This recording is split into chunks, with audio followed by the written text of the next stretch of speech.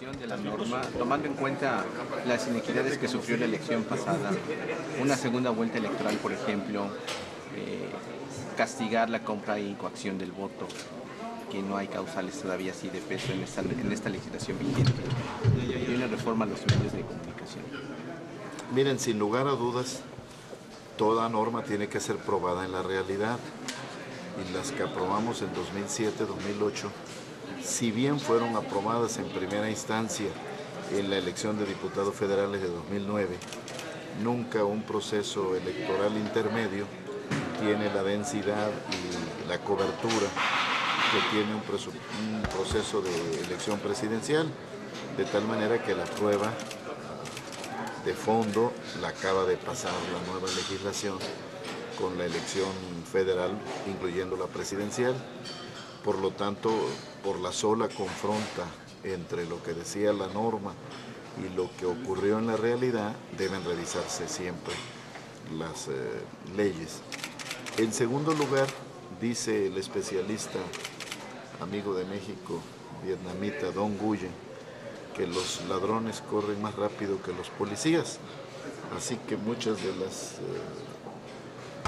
controles, muchas de las puertas cerradas que se lograron con la reforma de 2007-2008, los ladrones se ingeniaron para eludirlas, para darles la vuelta, para hacerle fraude a la ley, como dicen los abogados, y también es necesario otra vez hacer nuevas tapaderas.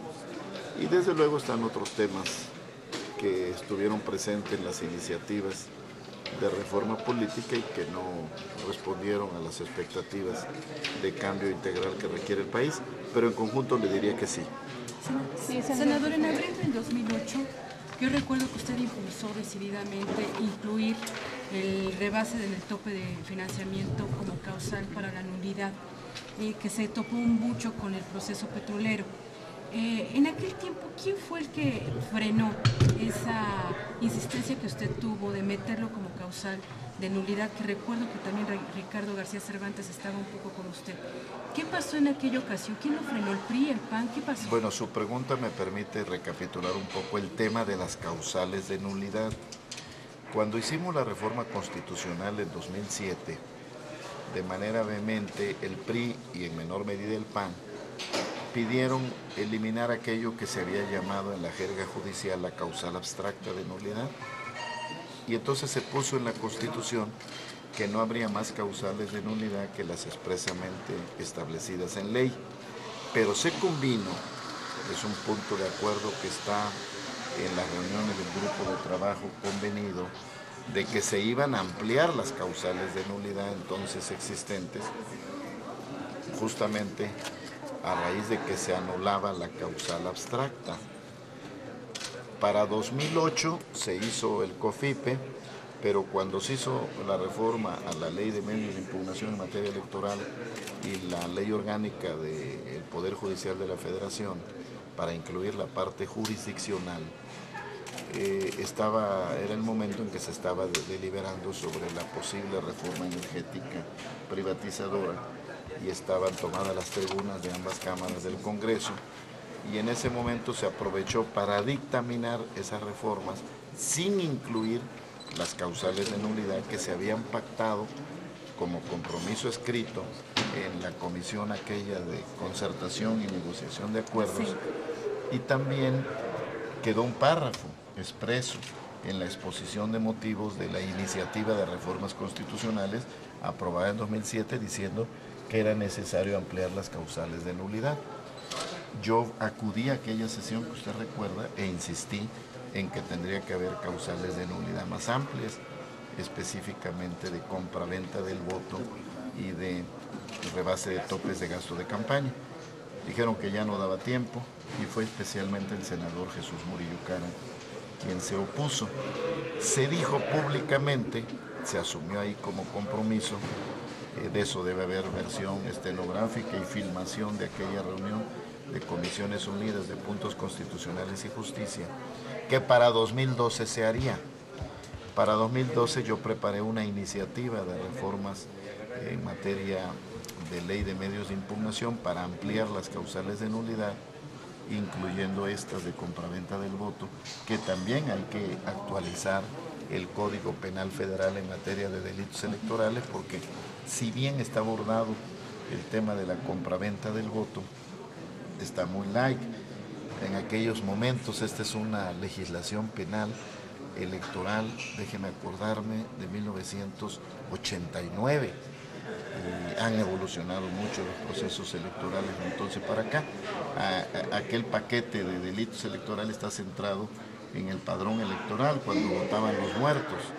Y muchas de esas cosas se han superado y han surgido nuevos fenómenos que no están tipificados en ley, y tampoco se ha adecuado el Código Penal Federal para actualizar los delitos electorales. Pero quizá antes que criminalizar las elecciones, habría que resolver el problema por la vía administrativa electoral, y este era el sentido de las causales de nulidad. Y de nueva cuenta fue el presidente de la Comisión de Puntos de Gobernación, el senador Jesús Murillo Caram, el que de manera vehemente se opuso a esta reforma. Ya no lideraba la parte del proceso el senador García Cervantes, que estaba sin embargo en el entendido de que la palabra debía cumplirse, y no se cumplió. Debo decir que, por ejemplo, estamos ante hipótesis tan absurdas como esta. Imagínense ustedes que en alguna elección ganara un candidato presidencial que se comprobara que tiene vínculos con el narcotráfico. No hay modo de anularle la elección y sería presidente de México, salvo que por la vía penal se lograra detenerlo. Y la vía penal, ustedes saben, que tiene unos tiempos ordinarios que se puede ir a las calendas griegas. Y cuando viniera, porque viene la sentencia y viene el primer amparo y viene la revisión y viene la segunda sentencia y viene el amparo definitivo, pues ya terminó el periodo que fue electo. Entonces esto tenemos que subsanarlo, ¿no? Ahora, senador, la pregunta es, con la ley como está, la ley electoral y los códigos penales, ¿hay causales para anular la elección presidencial como lo pide Andrés Manuel López Obrador? Eso es lo que se está revisando ahorita en el medio de impugnación que se va a presentar. Recuerden ustedes que el tribunal tiene dos funciones. Por un lado, realiza el cómputo nacional, él es el que legalmente lo realiza. La Constitución se lo atribuye al tribunal.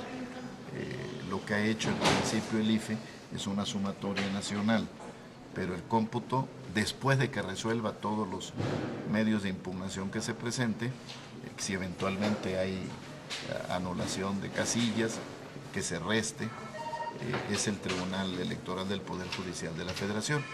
Y en segundo lugar, debe expedir la declaratoria de validez de la elección. Esta es la calificación de la elección, es la revisión puntual de que todos y cada uno de los actos y etapas del proceso electoral se realizaron en tiempo y forma. De ser así, el tribunal declara válida la elección. De no ser así, la tiene que declarar inválida. Entonces son dos momentos, uno el cómputo de los nacional, otro la declaratoria de validez, y el tercero, en su caso de declararse válida la elección, emitir la declaratoria, la expedición de constancia de mayoría y proclamación de presidente electo, que es la consecuencia de que quién ganó según los cómputos y de que se declare válida la elección. Entonces, por ahí están los elementos. Pero de la perdone que le impugnación. insista, senador, ¿hay causales fundadas? Sí, presumiblemente sí, por eso se está acudiendo a un medio, si no, no se establecería un medio, desde luego. Y se centra en el área. Y el que tendrá que decir inequidad. la última palabra es el tribunal. Se centra en varias cosas. Yo todavía no conozco completa la impugnación, la estoy conociendo, porque se está armando, ¿no? Evidentemente los equipos de apoyo jurídico, la representación ante el IFE tienen a su cargo la formulación de este medio de impugnación por excelencia, y se trata un poco de ver el conjunto y de opinar nada más. Senador, si la elección en determinado momento se considera no equitativa, también se tendría que frenar lo que ocurrió en las elecciones de senadores y diputados federales, dado que salen de las mismas urnas y del mismo proceso que se está impugnando. O sea, ahí se afectaría las tres elecciones. Otra vez, qué bueno que hace la pregunta. Se suele tratar de evadir el tema de los problemas de una elección diciendo que entonces todas las elecciones fueron irregulares, pero no es exactamente la misma elección. Incluso la elección de 300 diputados no es una elección en 300 distritos, son 300 elecciones distritales. No es una elección en 32 entidades federativas para senador, son 32 elecciones estatales y es una elección nacional. De entrada, la cobertura territorial, distrital, estatal, nacional, la cobertura del padrón distrital, estatal, nacional, las hacen elecciones diferentes. Por más que haya sido la misma mesa de casilla, la misma autoridad y el mismo día que lo haya recibido, pero cada una tiene su densidad y su visibilidad. Las elecciones para congresista se trata de elegir a un integrante de un órgano colegiado. Al final de cuentas, el diputado electo en un distrito va a ser uno de 500. El senador electo en una entidad federativa va a ser uno de 128. Entonces no tiene la visibilidad que tiene el candidato presidencial, que es unipersonal, es uno solo. Entonces, por ejemplo, cuando debatimos el tema de la elección 2006 aquí en el Senado, el senador Dorin me decía, entonces si no es legítima la elección de Felipe Calderón, tampoco es la suya, senador Núñez, porque surgieron de la misma elección. A ver, a mí me eligieron en Tabasco como senador de la República. A mí no me dijeron Arturo Núñez va a ser un peligro para Tabasco. Dijeron Andrés Manuel López Obrador va a ser un peligro para México. Es decir, la especificidad de la campaña, la visibilidad ante los medios hacen elecciones diferentes, simultáneas. Eso sí, simultáneas son, pero no es la misma elección. Entonces ese argumento de que si vas a anular la de presidente, tienes que anular la tuya, para ver, a lo mejor los mapaches no les daba tiempo más que de manipular la urna presidencial. La boleta era diferente de la de senador, no era la misma boleta. Entonces, todas esas diferencias hacen elecciones distintas. No se puede ir con el simplismo de que si impugna la presidencial, entonces tienes que impugnar todas, porque no hay el mismo comportamiento ni territorial, ni por las autoridades electorales, ni por la boleta, ni por el número de electores que sufragaron por uno o por otro. Hay voto cruzado. Sí, no es exactamente lo mismo. Ese es un simplismo mediático, ese es un propósito de querer distraer la atención. ¿Por qué no impugnan las otras? Pues también se impugnan, y a veces se han anulado elecciones de senador o de diputado. De senador no recuerdo, pero de diputado sí, porque son específicas de un distrito, ¿verdad? Y eso no lleva a la anulación de la presidencial y a la inversa. Entonces hay que precisar con toda claridad que son elecciones simultáneas, pero no son las mismas elecciones. Senador, pero se puede comprobar que alguien votó porque le dieron dinero. Le pongo un ejemplo. O sea, sí. X persona vota por el Partido Verde porque le dieron dinero para presidente, pero también vota para diputado y para senador.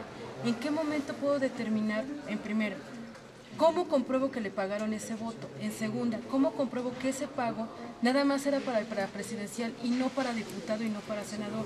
O sea, ¿qué mecanismos tiene la ley para que yo que estoy impugnando pueda demostrar eso? Al amparo del voto secreto, demostrar que el voto es comprado es imposible. Los votos que están en las urnas, ahí están. Si fue voto comprado o fue voto libre, eso usted no lo puede decidir en la urna.